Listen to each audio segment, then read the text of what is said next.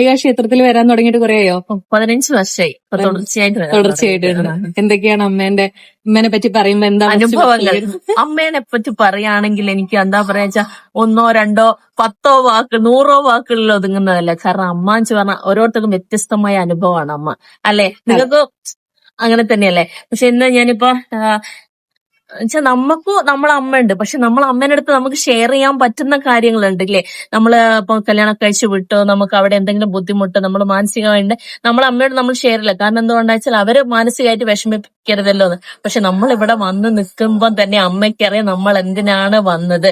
നമ്മൾ ഏറ്റവും സെഡ് കാര്യങ്ങൾ നമ്മൾ പറയാതെ അമ്മയ്ക്ക് അറിയുന്ന കാര്യങ്ങളാണ്. അപ്പൊ ശരിക്കും നമ്മളങ്ങ് ഉരുകാണ് ഇവിടെ വന്നു കഴിഞ്ഞാൽ. നമ്മൾ ഇവിടെ വന്നു പോകുമ്പോൾ വേറൊരാളായിട്ടാണ് പോകുന്നത്.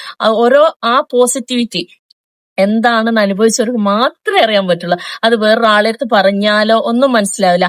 അതിനൊരു ഉദാഹരണം എന്ന് പറഞ്ഞാല്, ഞാനിപ്പോ കുറെ ക്ലാസ് ഒക്കെ, ഞാൻ ഡാൻസ് ടീച്ചറാണ്, ക്ലാസ് ഒക്കെ കണ്ടക്ട് ചെയ്തു.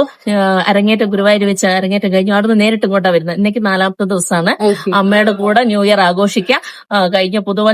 കഴിഞ്ഞ വർഷം അമ്മേന്റെ അടുത്ത് തന്നെ അവസാനിപ്പിച്ച് പുതിയ വർഷം അമ്മേന്റെ അടുത്തും തുടങ്ങാൻ തന്നെ ആഗ്രഹിച്ചിട്ടാണ് 4 ദിവസം എവിടെ ഒരു വെക്കേഷൻ വന്നാൽ എപ്പം അമ്മേന്റെ അടുത്ത് പോകാന്ന്, വേറെ എവിടെയല്ല നമ്മൾ ചിന്തിക്കുക. അമ്മേന്റെ അടുത്ത് ഇരിക്കണം എന്ന് മാത്രമേ നമ്മൾ ചിന്തിക്കുള്ളൂ. അപ്പൊ ഞാനൊരു പോസ്റ്റ് ഇട്ടു കഴിഞ്ഞ ദിവസം, എന്താ, ഓടിത്തളരുമ്പോൾ ശരണോ എന്റെ അമ്മ തന്നെ. അപ്പൊ അതിലൊരാൾ എന്നോട് ചോദിക്കാം, നിന്റെ വീട്ടിലെ അമ്മ നിനക്ക് ആരാണെന്ന്. എന്റെ വീട്ടിലെ അമ്മ ആരാന്ന് അദ്ദേഹത്തിന് അറിയാം.